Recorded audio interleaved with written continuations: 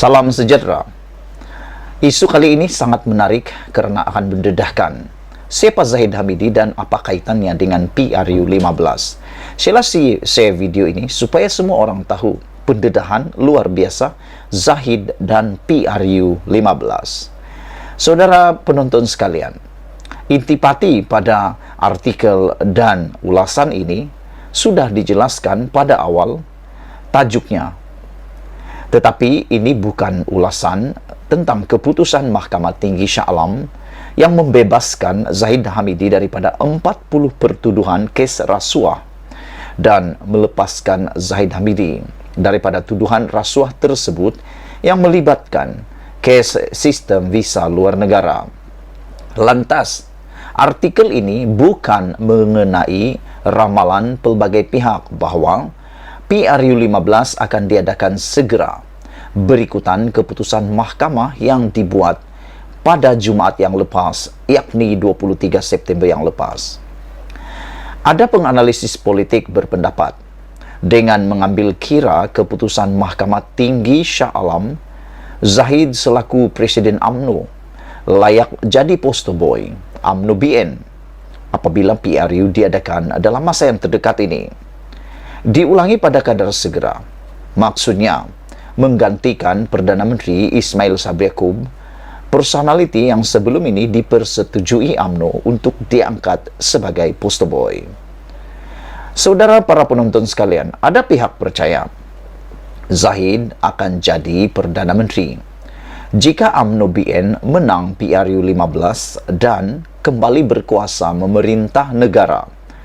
Namun demikian, umum tahu Zahid masih berdepan 47 pertuduhan daripada satu lagi kes jenayah yang sedang berjalan, membabitkan Yayasan Akal Budi.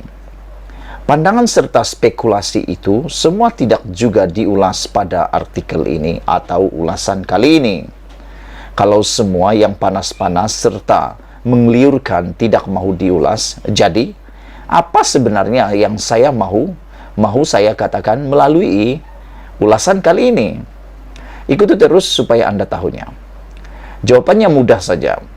Kenyataan Zahid mengenai PRU 15 pada musim banjir yang disuarakannya tempo hari. Mungkin isu ini tidak memberahikan berbanding spekulasi yang disenarai di atas. Tetapi pada saya, ia tetap penting. Sehari dua sebelum Mahkamah Tinggi Shah Alam membuat keputusannya, seorang kenalan meluahkan pandangan menerusi coloteh kumpulan WhatsApp bahwa pembangkang, istilah kenalan saya OPPO, singkatan untuk opposition, tidak patut meneruskan serangan ke atas Zahid mengenai isu pilihan raya diadakan pada musim banjir. Zahid pada hemat kenalan saya itu tidak mencadangkan PRU 15 diadakan pada masa banjir. Seorang lagi kenalan mencela, bersetuju sambil menyatakan apa yang dia faham ialah Zahid kata UMNO BN sudah bersedia menghadapi pilihan raya. Imbau kembali apa yang Zahid dilaporkan berkata, yaitu UMNO BN sanggup redah banjir dan hujan lebat jika PRU 15 diadakan tahun ini. Terpulang tafsiran masing-masing. Apa yang sebenar Zahid kata atau maksudkan. Apapun, kenyataan seperti itu memang boleh dijangka. Mengundang kritikan kerana banjir bukan boleh dibuat main-main. Keutamaan terutama kebelakangan ini, banjir yang melanda negara lebih ganas berbanding masa lalu akibat perubahan iklim, kata pakar. Agak menarik jika menarik boleh digunakan dalam konteks ini, Anwar Musa, orang UMNO yang dikatakan tidak sebulu dengan Zahid, terpanggil pula untuk menyatakan kata-kata Presiden UMNO salah tafsir. Saya tolong betulkan pula. Kata beliau sambil menambah, yang ditekankan Presiden Zahid Hamidi itu ialah sudah siap siaga kalau PRU 15 ketika banjir sekalipun. Tidak semestinya, maksudnya nak adakan PRU 15 walaupun banjir. Mengambil kira hubungan beliau dengan Zahid dulu rapat, sekarang tidak, saya tidak dapat elak daripada bertanya sekadar dalam hati. Adakah Anwar mempertahankan presidennya atau mengumumkan presidennya sudah tersalah cakap? Zahid bagaimanapun menegaskan, kata-katanya dimanipulasi, kononnya UMNO BN tidak peduli keselamatan rakyat. Kenyataan itu dibuat 2 hari selepas diperbetulkan Anwar.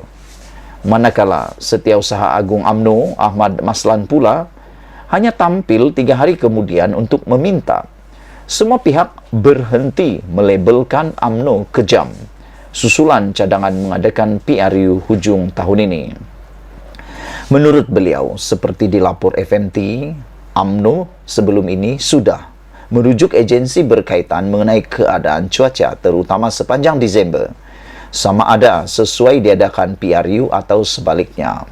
Laman web rasmi Majlis Keselamatan Negara pada 5 September lalu menyiarkan kenyataan Jabatan Meteorologi meramalkan negara akan mengalami hujan lebat berterusan mulai pertengahan November ini, membawa kepada banjir besar pada hujung bulan berkenan.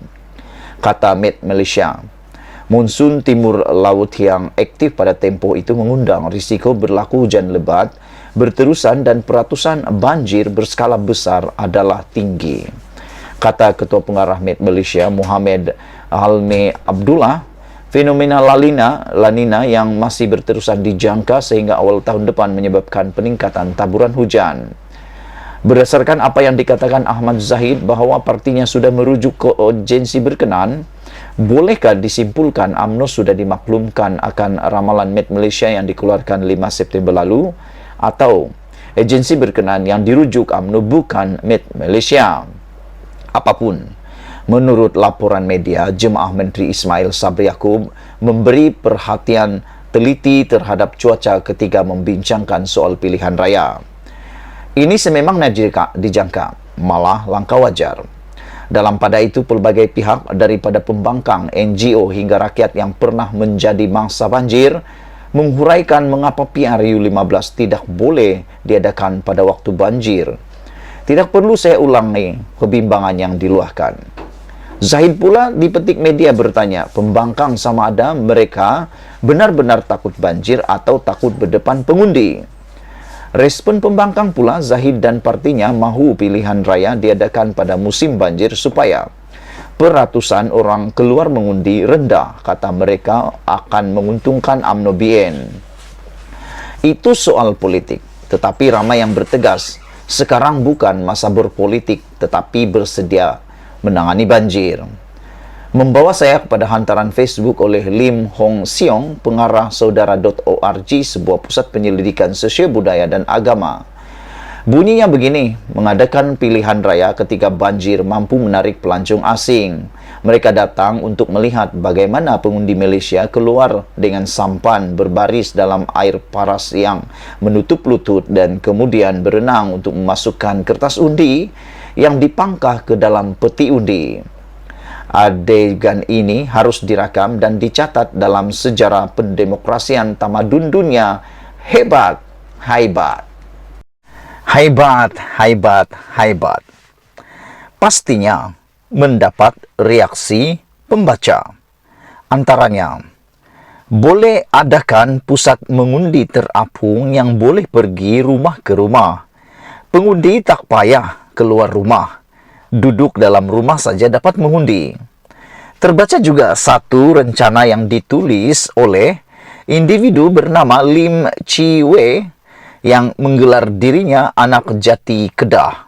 Kata Lim, jika PRU berlaku pada November nanti, letaklah peti undi di atas bumbung.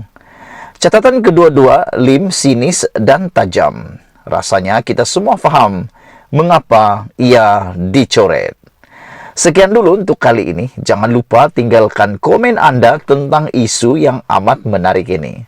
Malaysia kita punya, kita jaga sama-sama, cintai Malaysiaku. Bye-bye.